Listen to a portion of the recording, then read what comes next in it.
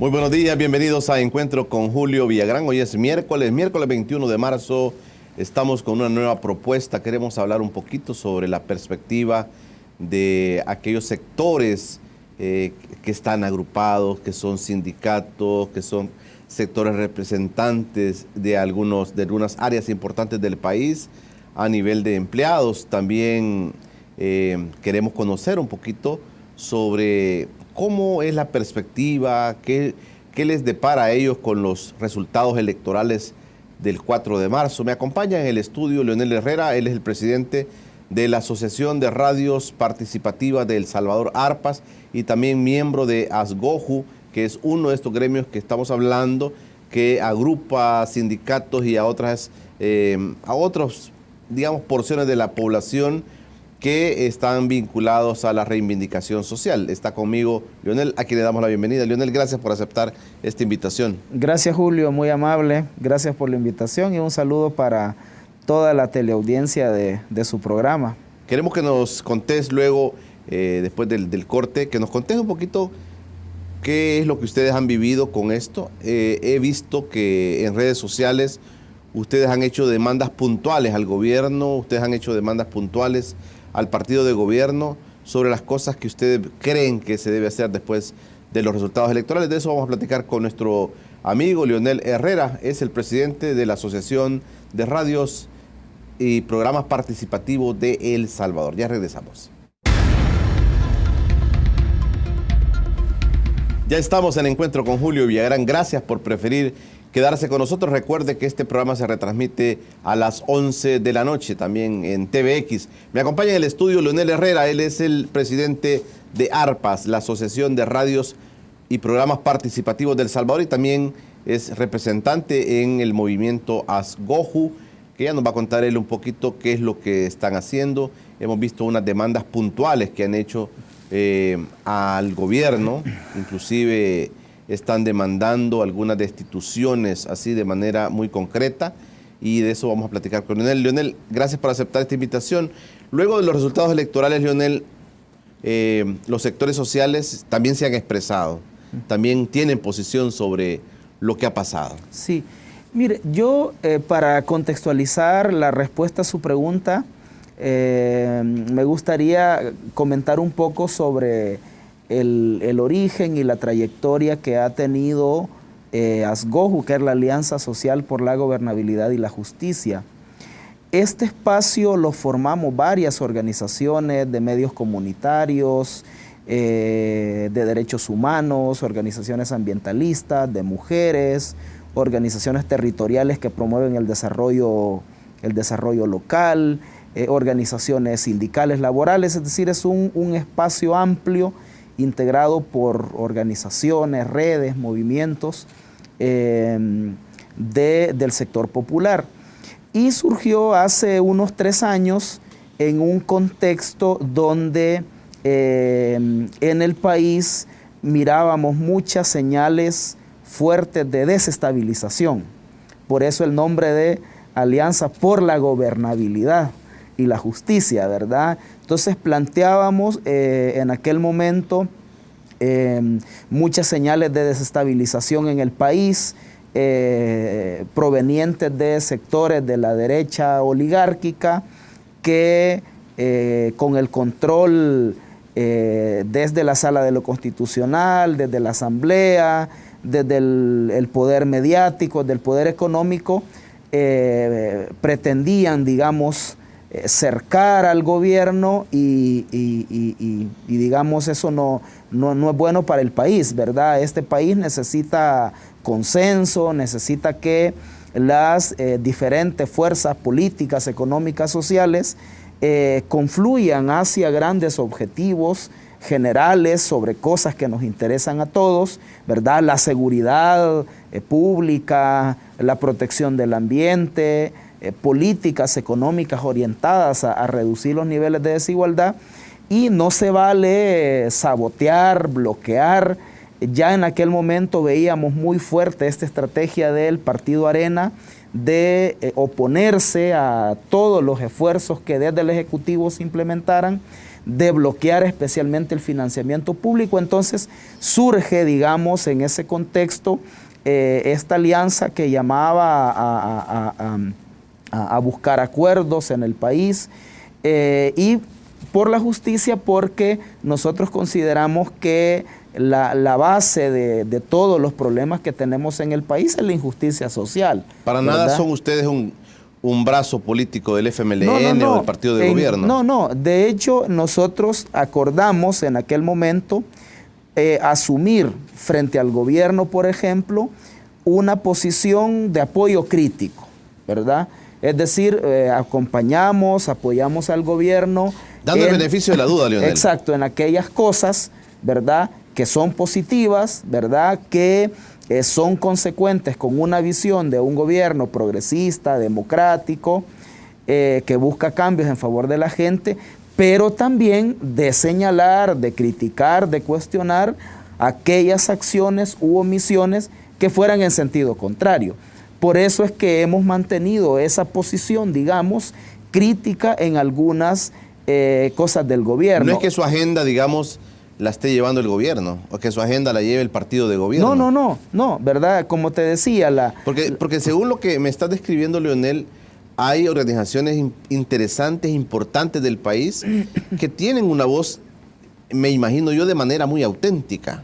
Sí. Tienen una voz crítica con sustancia, ¿verdad? Con el sustento de decir, bueno, esta política, por ejemplo, de gobierno no la veo bien. Está bien y esta está mal, ¿verdad? Exactamente. Y poderla señalar de manera muy abierta. Entonces, desde esa lógica, digamos, de respaldar lo que está bien y de rechazar lo que está mal, es que hemos venido desde hace casi 3 años señalándole al gobierno algunas fallas, ¿verdad? Desde hace 3 años le veníamos diciendo a este gobierno que algunas políticas económicas no estaban bien, ¿verdad? Por ejemplo, la reducción, la eliminación de subsidios, ¿verdad?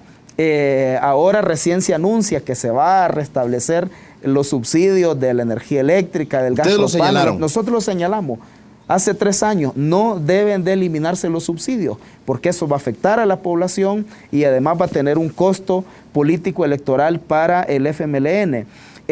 Criticamos la reforma de pensiones que se aprobó, que no fue una reforma que beneficiara a los trabajadores o a los cotizantes. El hecho de que la hayan salido celebrando las AFPs es una mala señal para los cotizantes y para los pensionados.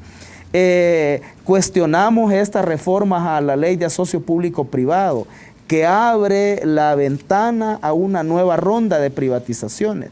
Entonces hemos venido señalando políticas económicas negativas. Por otro lado, también hemos venido señalando desde hace más de 2 años la necesidad de cambios en el gobierno. De cambios de funcionarios. De cambios no solo de cambios en políticas, sino que también de cambio de funcionarios. Para nosotros, funcionarios como el ex ministro de Hacienda Carlos Cáceres, el ex ministro de Economía Tarsi Salomón, entre otros funcionarios, no estaban actuando consecuentes con ni siendo eficientes con su trabajo, ni consecuentes con la visión de un gobierno progresista. Hemos venido señalando también la falta de una política de comunicación efectiva, que comunique lo que hace el gobierno, que contrarreste la contraofensiva comunicacional de la derecha. Es decir, venimos señalando una serie de errores, de fallas. Señalamos la falta de liderazgo presidencial, de conducción política del presidente. Entonces, en diciembre del 2016, incluso Julio, llevamos una carta a la presidencia de la República. Le presentamos una carta al presidente donde le planteábamos que con urgencia había que hacer esos cambios. Tristemente no se nos escuchó, no se nos hizo caso. ¿No les abren las puertas a ustedes en casa presidencial? ¿Cómo no? O sea, hemos tenido luego algunos diálogos, pero le estoy contando esta historia, ¿verdad? Pero de la demanda que hicieron. De que estos errores que llevaron errores del gobierno que llevaron a la derrota electoral del FMLN, nosotros los advertimos desde hace más de 2 años. Hubo mucha prepotencia, mucha sordera, mucho desprecio por lo que opinan las organizaciones populares y no se nos hizo caso, ¿verdad? Tristemente no se nos hizo caso. Algunos funcionarios incluso se molestaron ¿verdad? Incluso nos vetaron en algunos medios de comunicación del gobierno o del partido de gobierno. Entonces, y ahora hemos tenido las consecuencias. Y los cambios que nosotros pedíamos en las políticas y en el gabinete se vienen a hacer hasta hoy, después de una tremenda derrota electoral, y aún así esos cambios, en nuestra opinión, son insuficientes, ¿verdad? Los cambios que hemos visto básicamente son una rotación de funcionarios. Una rotación de funcionarios.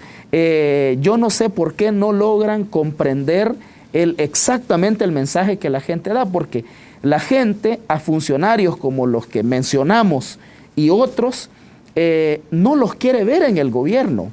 O sea, no quiere que los cambien a servicio diplomático o a secretarías presidenciales o a cualquier otro cargo de consuelo. No, los quiere ver fuera del gobierno. Hoy siguen, entonces, por ejemplo, después de este anuncio, Leonel, siguen las críticas a esa rotación, sí, digamos, que se dan. La gente está viendo como que se están premiando a la gente. Digamos, le dicen, bueno, tenés un premio de consuelo. Inclusive hay unas declaraciones del exministro Carlos Cáceres que dice, bueno, voy a tomarme el descanso. Me voy a ir a México como embajador y lo voy a tomar como un descanso. Creo que es una falta de respeto, sí, también. Yo creo, Julio, que hay varias... al país esto que se está diciendo. Totalmente de acuerdo. Creo que hay varias críticas. Primero, que esto es una rotación de funcionarios. Primero. Segundo, en esas rotaciones, en esos cambios que se han hecho de puestos, en muchos no se han observado los principios de idoneidad. Por ejemplo, en economía. Una doctora en medicina de economía. Yo creo que los economistas progresistas, de izquierda, democráticos de este país se han de sentir ofendidos, hombre. En la Secretaría de Comunicaciones, un economista, Roberto Lorenzana. ¿Qué sabe Lorenzana de estrategia de comunicaciones o de política de comunicación? Entonces, el criterio de idoneidad no se observa. Tercera crítica, varios funcionarios que también deberían ser removidos no han sido removidos. ¿Cómo quiénes? Por ejemplo, ahora las organizaciones del Foro de la Salud van a pedir la destitución de Julio Robles Ticas, el viceministro de Servicios de Salud, responsable de la mala atención en el sistema de salud para la gente, y no lo quita Sánchez Serén. Hay serios cuestionamientos sobre CEPA y el presidente no lo quita. Cuestionamientos sobre el secretario de Vulnerabilidad, Jorge Meléndez, el presidente no lo quita, la ministra de Medio Ambiente no lo quita. Entonces, bueno, vamos a ver si vienen otros movimientos y allí se da, ¿verdad? Luego, Julio, está el hecho de que no se aceleran cambios en las políticas. Ahorita hemos tenido el anuncio de que se van a reconsiderar los subsidios y otras cosas. Bueno, es que ya no es de estar anunciando que se va a hacer, sino que es de hacerlo, ¿verdad? Luego, yo creo que a la deficiencia de los cambios en el gobierno se suma la falta de cambios en el partido. En el FMLN. El FMLN debería de hacer relevos por lo menos en 3 secretarías. En la Secretaría de Organización, en la Secretaría de Movimientos Sociales y en la Secretaría de Comunicaciones, que son las 3 áreas que al partido le han fallado. Entonces, esa falta de cambios también en el partido, porque no deben ser solo en el gobierno, creo yo que están mandándole a la gente un mensaje de que no han acatado el llamado que se les hizo en la votación, que no quieren cambiar, ¿verdad? Entonces yo creo que el gobierno y el partido tienen que corregir esas malas señales porque está en juego la elección de febrero del otro año, está en juego la continuidad de poder avanzar, Julio, a pesar de las dificultades en este país. Sería un enorme retroceso para el país que la derecha oligárquica retome el Ejecutivo e instaure su estilo de gobierno, ¿verdad?, corporativo, corrupto. Imagínense, 2 millonarios son los que se están disputando la candidatura del Partido Arena. Entonces, ¿cuál es la visión de un empresario millonario? ¿Verdad? Bueno, uno de ellos ya anunció, Javier Simán ya anunció que va a despedir a 40,000 empleados públicos, que hay 40,000 empleados públicos, dice él, que son activistas del FMLN y que están de más, bueno, ¿verdad? Vamos a ir platicando, Leonel. Vienen las elecciones también, hay preocupaciones. Yo quisiera que nos contaras un poquito de esta organización Azgoju, a quienes están así de manera muy concreta, específica, quienes están ahí. Y estos son como respiraderos que cualquier gobierno debería tener, porque son sectores que están metidos, insertados en la sociedad, ¿verdad? En diferentes áreas, y deberían ser como respiraderos donde se puedan ver, se puedan adivinar qué es lo que está pasando, qué es lo que la gente está pensando del país. Eso vamos a preguntarle a nuestro invitado, Leonel Herrera, presidente de ARPAS y miembro y representante de Azgoju. Ya regresamos. Gracias por quedarse con nosotros en el encuentro con Julio Villagrán. Esta mañana platicamos con Leonel Herrera, representante de Azgoju y también presidente de la Asociación de Radios y Programas Participativos de El Salvador. Algo interesante también, algo que deberíamos conocer todos, como la población en diferentes puntos, de manera tal vez no muy comercial, también hay formas de comunicarse a través de la radiodifusión, de otra manera, de otro estilo. Otro día vamos a hacer otro programa para hablar de eso, Leonel, pero me interesa un poquito este sistema de Azgoju, porque sí considero de que son, digo y repito, como respiraderos que cualquier gobierno, sea del FMLN, sea de Arena, deberían tener para palpar más la realidad del país. Decir, ustedes que están metidos en la realidad del país cotidiana del salvadoreño, esos insumos que están trayendo, y me parece interesante que hoy se muestren de esa manera crítica, y también he visto también propositiva de parte de ustedes a cualquier autoridad. Pero yo quisiera que me contaras un poquito, Leonel, del tipo de organizaciones que hay y del tipo de cosas que conocen de la realidad y que eso les sirve de insumo para hacer señalamientos o propuestas. Sí. Bueno, digamos Azgoju en la medida en que tiene una diversidad de organizaciones, de redes, de movimientos sociales. Tenemos organizaciones que trabajan el tema de la salud, por ejemplo, el Foro de la Salud, organizaciones, bueno, de medios comunitarios como ARPAS, organizaciones de desarrollo territorial como ADES, de Cabañas, por ejemplo, organizaciones de mujeres como las Mélidas, ¿no? Organizaciones sindicales como el CITOG, el Sindicato de Trabajadores del Órgano Judicial. Es decir, hay organizaciones de jubilados como AJUPEVES, organizaciones juveniles como el colectivo San Jacinto, que es una red de jóvenes comunicadores que trabajan en cine alternativo, en video alternativo. Entonces es una diversidad de organizaciones. Y entonces, como usted dice, nos permite tener un contacto directo con la realidad, con las cosas que la gente está viviendo, y nosotros tratamos de recoger eso en una agenda de incidencia, ¿verdad? Por eso es que entre los temas, digamos, prioritarios de la agenda nuestra está el combate contra la evasión y la elusión tributaria y una reforma fiscal progresiva, ¿verdad? Donde paguen más los que tienen más, revertir este carácter regresivo que tiene el sistema tributario y que contribuye, tal como lo vienen diciendo organizaciones como Oxfam, como el ICEFI, que es el Instituto de Estudios Fiscales de Centroamérica, entre otras instancias. Esto está a la base de toda la serie de desigualdades, de injusticias que luego derivan en todos los problemas que hay, ¿verdad? La pobreza, la violencia, la migración. Entonces ese es uno de los temas centrales. Otro tema central... Pero mira, Leonel, hagamos un paréntesis en esto. Estuvo con nosotros Dagoberto Gutiérrez ayer y decía que, por ejemplo, instituciones como el Ministerio de Hacienda, el Ministerio de Economía, el partido de gobierno los designa, los pone en esos cargos, aún sabiendo que ellos han estado muy vinculados a la empresa privada y que de alguna manera su política neoliberal, decía, así lo decía Dagoberto, no va a cambiar. O sea, aquí esos temas que estás tratando tú, por ejemplo, de evasión, elusión fiscal, son temas vinculados a la aplicación de la ley de parte de estos funcionarios.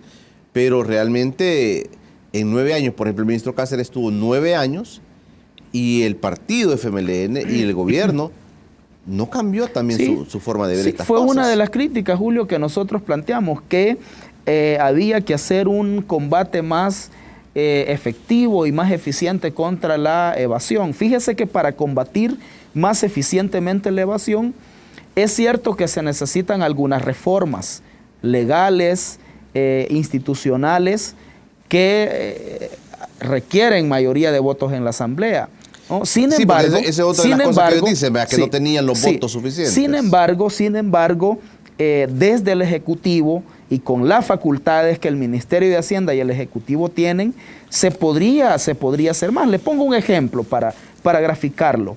En el caso de un gran porcentaje de la evasión fiscal son impuestos de importación.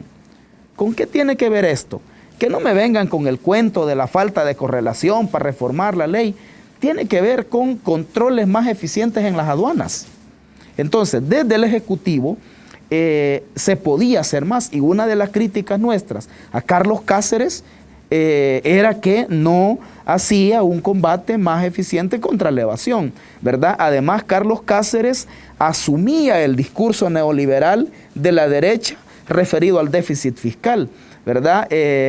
Usted se acuerda que hubo un momento en que desde algunos funcionarios del gobierno, desde algunos dirigentes del FMLN, se insistía en la necesidad de combatir la evasión, de que el gobierno tuviera más ingresos, y Carlos Cáceres salió diciendo que le pedía al FMLN que fuera generoso y que redujera el gasto. O sea, asumiendo el discurso de Arena de que lo que hay que hacer es reducir el gasto.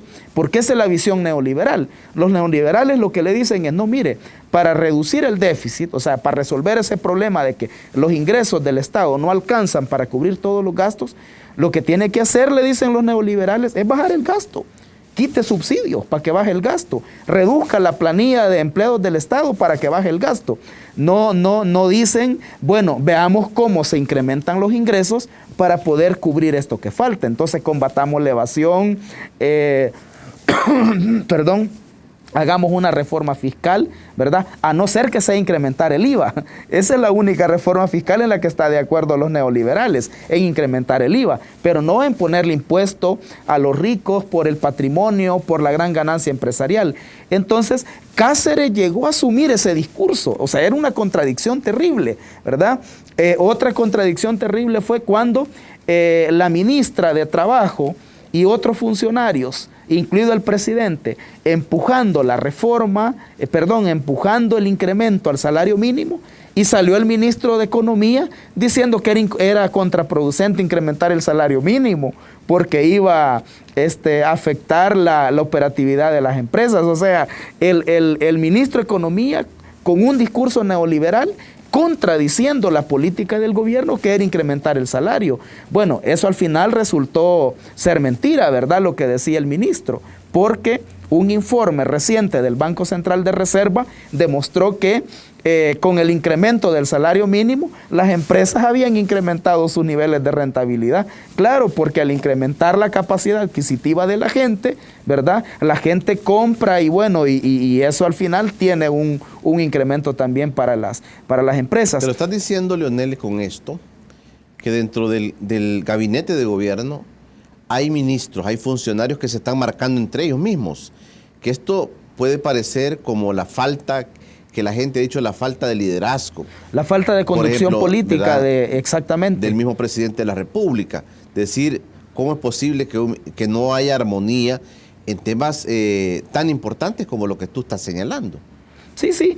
Fíjese que, mire, y yo le quiero decir, Julio, estos errores que la izquierda salvadoreña ha cometido y que provocaron el desastre electoral del FMLN, y que nosotros lo veníamos señalando desde hace casi 3 años. Yo le quiero reiterar eso, Julio, porque ahora sí todos son críticos. Todo el mundo critica, sí, hoy sí todos son críticos, ¿verdad? Es correcto. Porque aquí hay una tendencia de que de aquí para atrás todos somos sabios y valientes, ¿va?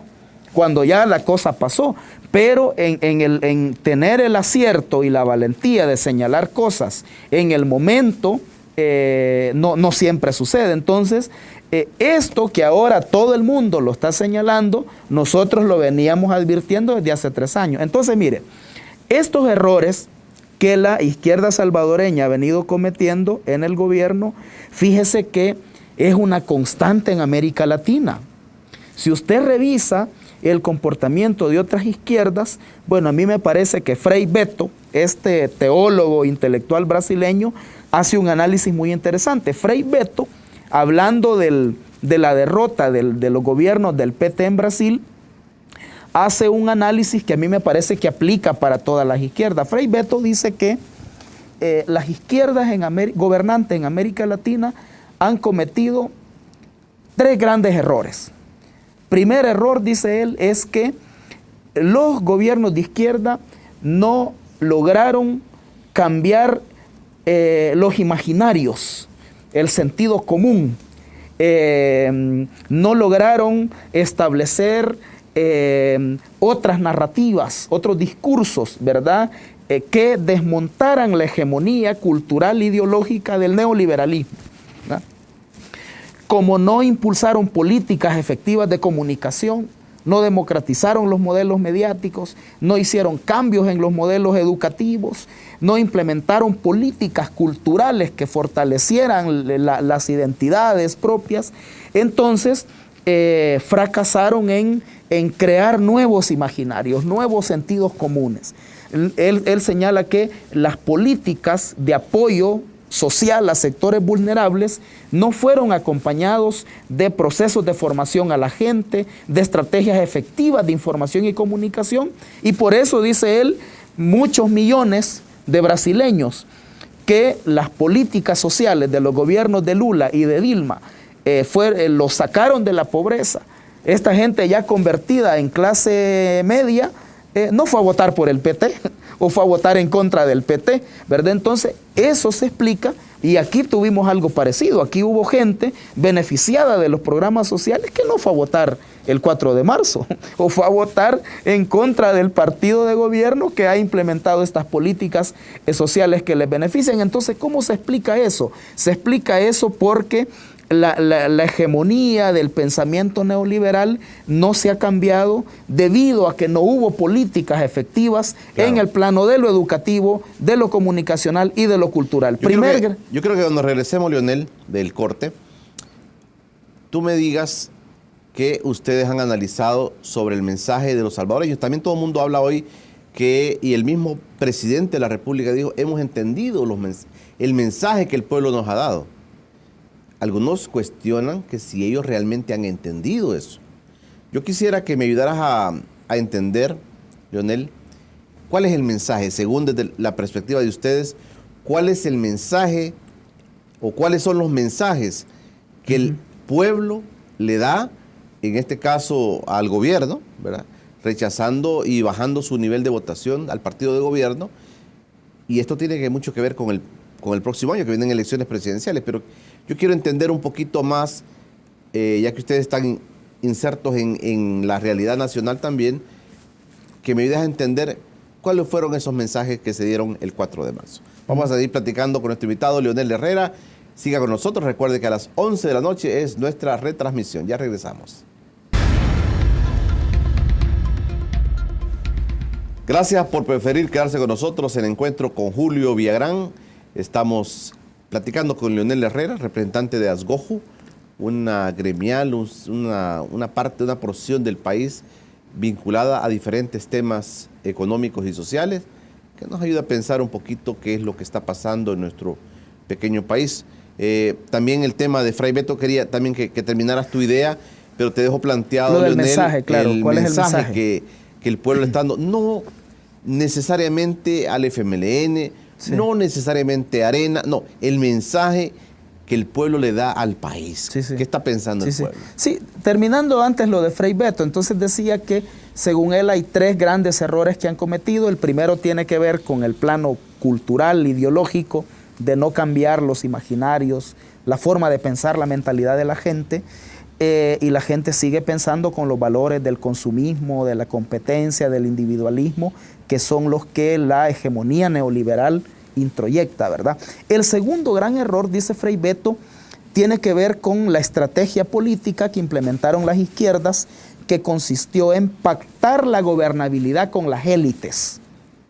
En vez de aliarse con el pueblo, con el movimiento social, con las organizaciones populares, con los sectores democráticos del país, ¿verdad? Aliarse, hacer fuerza para enfrentar la ofensiva de las élites oligárquicas, prefirieron pactar la gobernabilidad con esas élites, ¿verdad? En el caso de Brasil, Beto señala el hecho de que los gobiernos de Lula y Dilma prefirieron pactar con grupos parlamentarios mercenarios, ¿verdad? A la base de la prebenda, del soborno, y cómo al final más bien estos grupos se empoderaron y fueron los que le dieron el golpe parlamentario después a Dilma Rousseff, ¿verdad? Porque las oligarquías, las élites, dice Beto, cuando los gobiernos progresistas en aras de la gobernabilidad le ceden espacio, por ejemplo, Dilma le entregó el Ministerio de Finanzas a un neoliberal,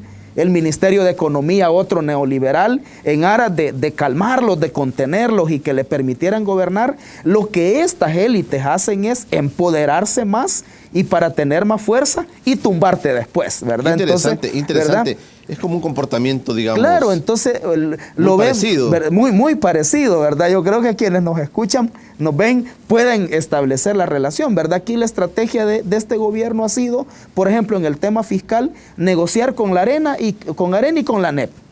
Nosotros le propusimos al presidente, ¿por qué no crean una mesa fiscal con todos los sectores del país, con las microempresas, la academia, los sindicatos, las organizaciones, todo?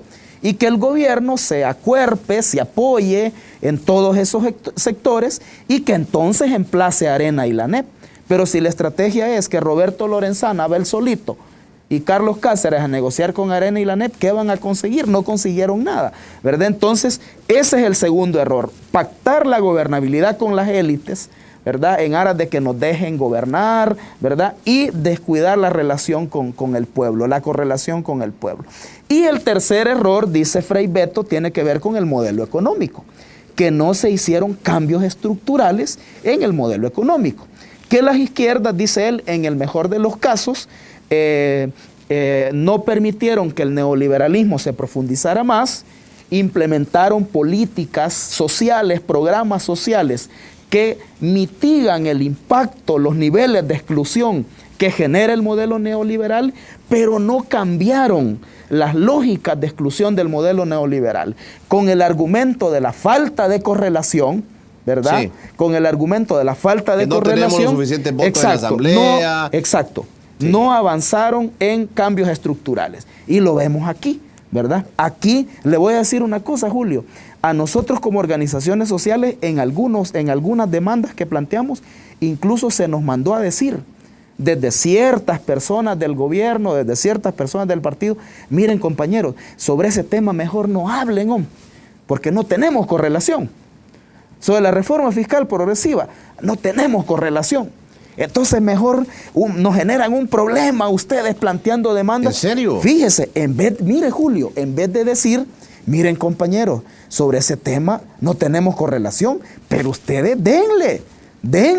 Y de repente que el tema va aprendiendo con la gente y eso nos obliga a presionar a la derecha y de repente tenemos correlación.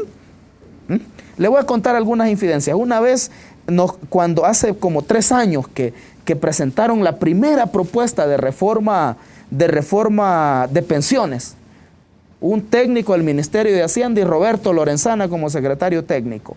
Después que nos presentaron la propuesta, como ya había gente de izquierda, me acuerdo que estaba Salvador Arias, que en paz descanse, y otra gente crítica, se les dijo, miren, pero ¿por qué no presentan una propuesta más audaz? ¿No? ¿Por qué no planteamos la renacionalización de las pensiones?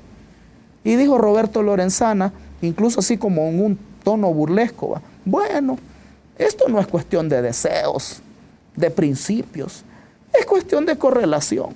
Es para lo que tenemos votos en la asamblea. Esa era la visión, Julio.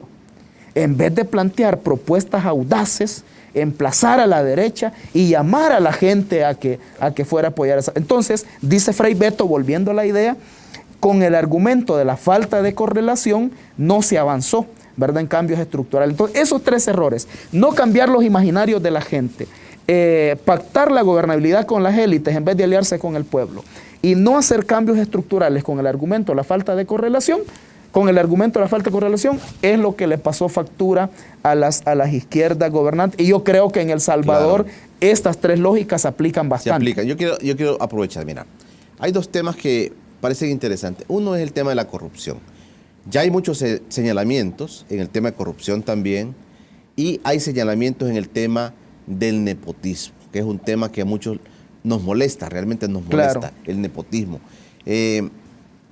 También la izquierda, como tú estás poniendo el caso del señalamiento de Frei Beto, la izquierda también se equivoca en estos temas. Sí, yo creo que sí. Por ejemplo, mire, Julio, fue un gran mal mensaje.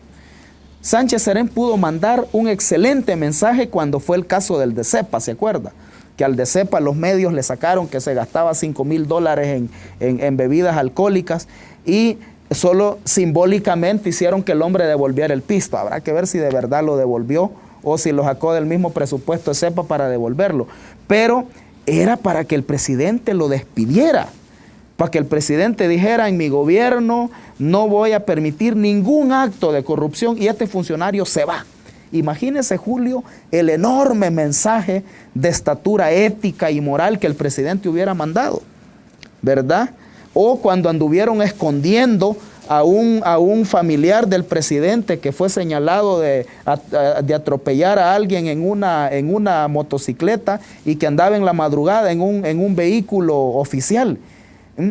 Lo anduvieron, pero ¿por qué el presidente no dio la orden de que se investigue y si es responsable que vaya preso? Imagínense el enorme mensaje que le hubiera mandado al país. Lo mismo en esto que usted está señalando del nepotismo. Mire, yo conozco gente intelectual, gente profesional de enormes currículos, desempleada.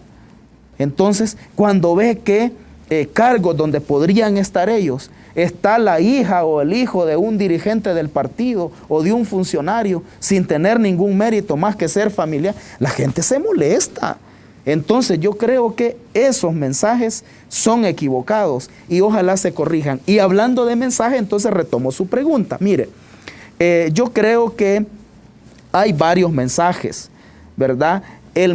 Yo creo que el mensaje como más contundente y más claro, ¿verdad?, es al gobierno y al FMLN. La gente les ha dicho: corrijan. Nosotros esperamos otra cosa de ustedes, ¿verdad? Nosotros esperamos de ustedes ser consecuentes, con una visión progresista, con una visión democrática, ¿verdad? Con una visión de cambios en favor de la gente, y entonces les pedimos que corrijan. Héctor Dada hizo un análisis muy interesante. Él dice: la gente que no ha votado por el FMLN no se fue a otro partido, está ahí. Si el gobierno y el frente corrigen, los pueden recuperar. Entonces, digamos, ese es como el mensaje, pero yo creo que hay otros mensajes. Yo creo que un mensaje para Arena es que Arena no ha ganado. Yo creo que Arena se equivoca si piensa que ha ganado, ¿verdad? Lo que pasa es que también esto tiene mucho que ver el tema de la comunicación. Claro, los medios han sobredimensionado el tema de la derrota del digamos, FMLN. Si uno ya ve las cosas frías, sí, ¿verdad? Y lo que estamos en este tema analizando y escuchando posiciones, uno claramente puede advertir eso, digamos. El voto del frente no fue a votar, o sea. Sí, sí. Y otra parte, pues, anuló su voto. Sí. Pero el voto de Arena también se redujo. Sí. Uno puede entenderlo claramente, pero el manejo, digamos, que ya se está haciendo. El manejo comunicacional, comunicacional, y que a veces aquí funciona. El aparataje de medios. Por un lado, perdón, por un lado, Arena aprovecha el espacio para decir, bueno, somos victoriosos. Y por otro lado, el frente da mensajes o responde a los mensajes del pueblo de manera no contundente. Exactamente. Sí, el aparataje mediático de la derecha se ha centrado en hacer leña del árbol caído, o sea, el centrarse en el resultado electoral del FMLN, pero por ejemplo no se está señalando, bueno, Arena sacó más de 60,000 votos menos, y yo creo que eso hay que decírselo a Arena: señores, ustedes no han ganado, no crean que tienen legitimidad para hacer lo que ustedes quieren. No crean que la gente les ha dado aval para que reviertan medidas que se han implementado. La gente no les ha dado el aval para que reposicionen su agenda neoliberal. Tienen que entender de manera sensata y de manera prudente ese mensaje. Otro mensaje, Julio, que hay, yo creo que tiene que ver con el sistema político electoral. Y aquí hay mucha gente, hay una gente con esta visión antipartido, ¿verdad? Lo que está en crisis es el modelo de partidos y que la gente ha mandado al carajo a todos los partidos. Mire, yo creo que un mensaje interesante que no se está viendo es que el camino para hacer un sistema político electoral más participativo, más transparente, más ciudadanizado, no es la vía que nos están planteando estos sectores, la Sala de lo Constitucional, FUSADES, ¿verdad? ¿Cómo explica usted, Julio, y los amigos y amigas que nos ven, que después del voto por rostro, después del desbloqueo de las listas de candidatos, después de las candidaturas independientes, después del voto cruzado, todas estas formas que se supone, ¿verdad?, iban a generar mayor participación de la gente, fue menos gente a votar? Eso es un buen dato.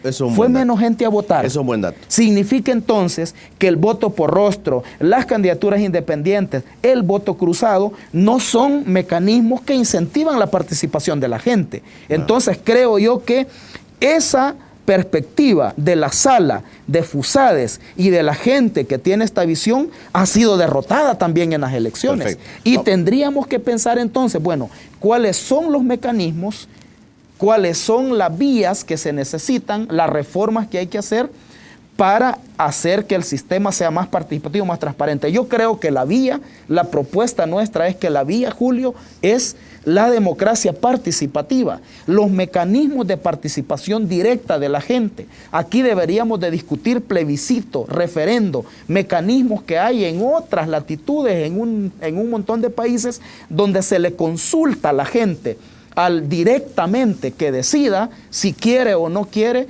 medidas que van a afectar su vida. Aquí hay medidas como la dolarización, privatizaciones, que debieron haber sido consultadas en la gente en referendos. Vamos a aprovechar el último bloque, Leonel, para preguntarte, ya está el 2019 a la vuelta de la esquina y vamos a ver qué pasa también. Ya hay campañas adelantadas, ¿verdad? Y hay demandas concretas de personas que dicen, mire, ya hay campañas adelantadas y esta campaña presidencial se montó a la campaña de elecciones de diputados y alcaldes. De eso vamos a platicar con nuestro invitado Leonel Herrera. Ya regresamos. Rápidamente estamos en el último bloque de encuentro con Julio Villagrán. Gracias por preferir quedarse con nosotros. Recuerde que también puede visitar la página de Informa TVX en el YouTube, en el Twitter, en el Facebook y va a encontrar las notas importantes de estas entrevistas que hacemos todas las mañanas a las 7 de la mañana. Ahí puede encontrar, ya estamos montando también todos los videos, las entrevistas completas para que usted pueda también verlas en otro momento, en un espacio que tenga en el día. Y también recordarles que a las 11 de la noche es nuestra retransmisión. Platicando esta mañana con Leonel Herrera sobre los temas coyunturales del país. Leonel, otra de las cosas, y voy a aprovechar el espacio para que estoy platicando con un comunicador, preguntarte, la forma de comunicar también del gobierno ha sido muy deficiente. Algunos señalan de que se encapsuló y la comunicación realmente fue muy mala, ha sido muy mala. Sí, yo ¿Ustedes creo, lo vivieron así también? Yo creo que el resultado electoral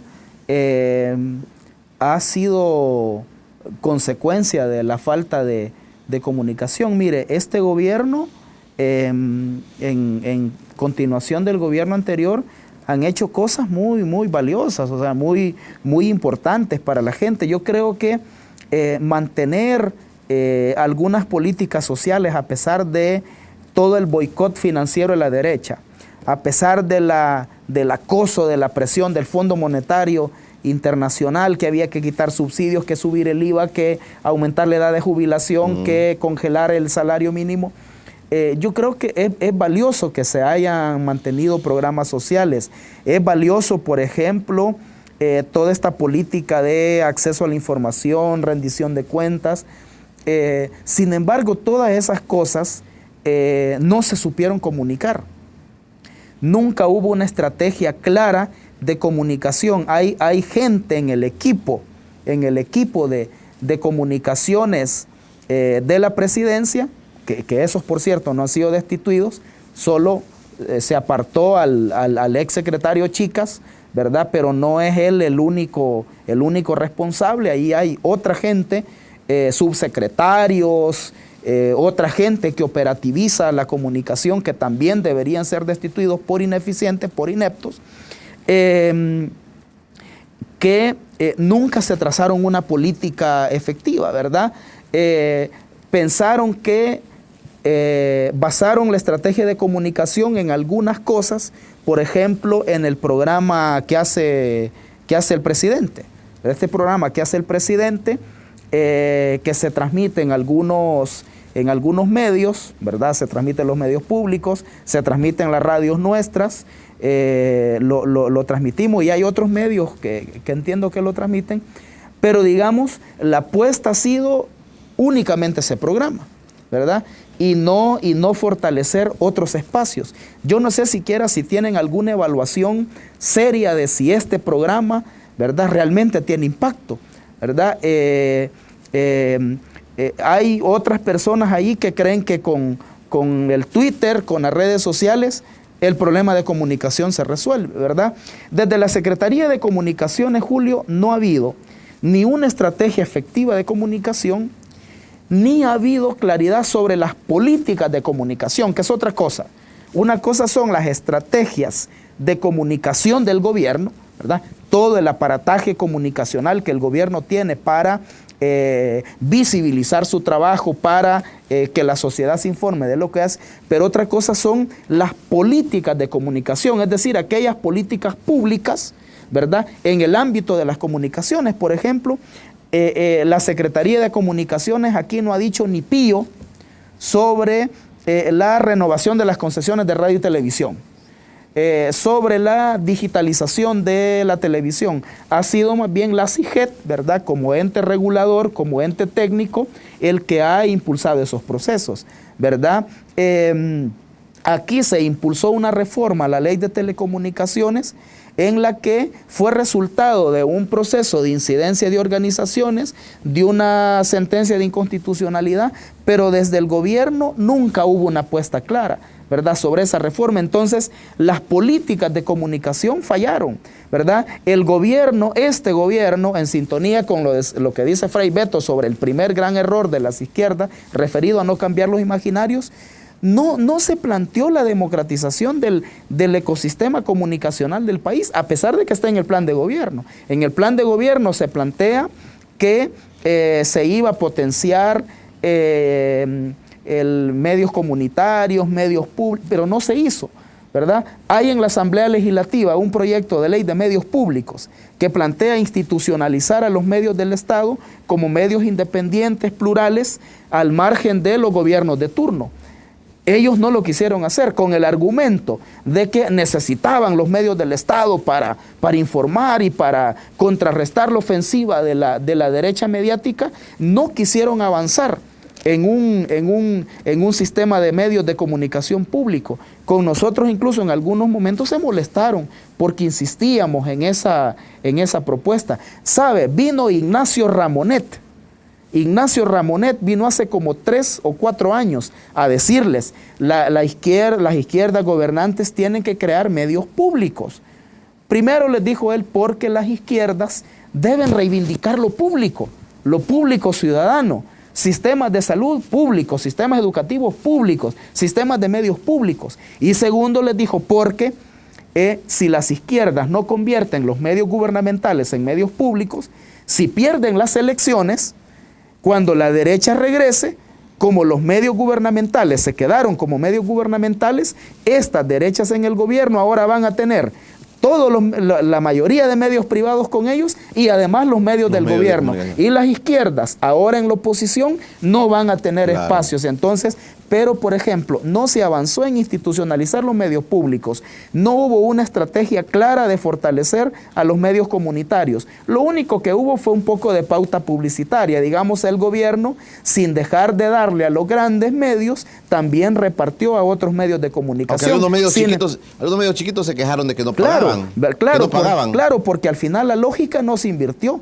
Estos gobiernos siguieron alimentando a TCS, al Diario de Hoy y la prensa gráfica. Entonces, digamos, ¿cuál es la lógica de democratizar eso, verdad? De democratizar la asignación de la pauta publicitaria, de procurar democratizar el sistema comunicacional del país. Entonces, Leonel, nunca hubo, en resumen, para cerrar la respuesta a su pregunta, nunca ha habido ni una estrategia de comunicación clara del gobierno, ni claridad sobre las políticas de comunicación que hay que implementar. ¿Se complicó el FMLN para las elecciones presidenciales, Leonel? Mire, así como están las cosas, sí.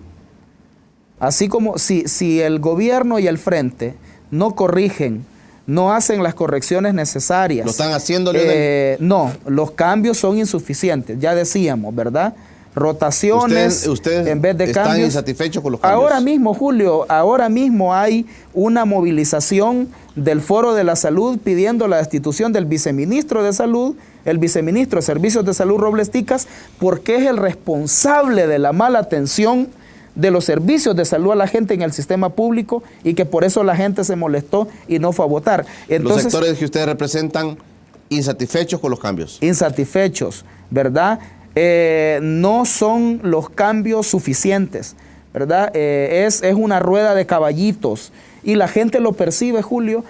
Aparte de lo que digamos las organizaciones, lo que dice la gente es que es más de lo mismo. Usted mire los memes, o sea, la gente cómo se burla de ¿verdad? Entonces, no se está acatando el mensaje. Entonces, si no se hacen los cambios que se deben en el gabinete, los cambios que se deben en las políticas públicas, los cambios en la estrategia de comunicación, los cambios en la relación con el movimiento social y con la gente, y cambios en el partido, por lo menos en las 3 secretarías que yo planteaba, ¿sí?, de movimientos sociales, de organización y de comunicaciones, la cosa se complica para el FMLN, ¿verdad? Vamos a tener espacio, Leonel, para platicar contigo sobre ese escenario de manera más tranquila, sí, y más especializada en el tema electoral. Yo quiero agradecerte de estar con nosotros y ojalá que ustedes sigan aportándole al país, no solamente, te lo voy a decir muy sinceramente, pareciendo un brazo del FMLN o la izquierda, sino siendo tan propositivos como esta mañana te has mostrado tú. Sí, bueno, esa es la dinámica, ¿verdad? Crítica y propuesta. Yo para cerrar diría que sí es necesario que de cara al 19 todos los sectores progresistas, democráticos, todos los sectores decentes de este país, pensemos en un gran bloque común, ¿verdad? Yo creo que hay posibilidad de seguir avanzando, de no retroceder. Creo que ese es otro error de Arena. Arena se equivoca si cree que las elecciones del 19 ya están para ellos solo porque el FMLN ha tenido esta caída en las legislativas. Ahí andan Carlos Callejas y Simán como que ya fuera pan comido, ¿verdad? Ya yo creo campaña. Que ese es un error. Sí, ya andan en campaña. Gracias. Bueno, Leonel, Julio, gracias a usted y a toda la gente. En casa por haberse quedado con nosotros. Mañana tenemos una nueva propuesta para todos ustedes, siempre a las 7 de la mañana. Pasen todos un feliz día.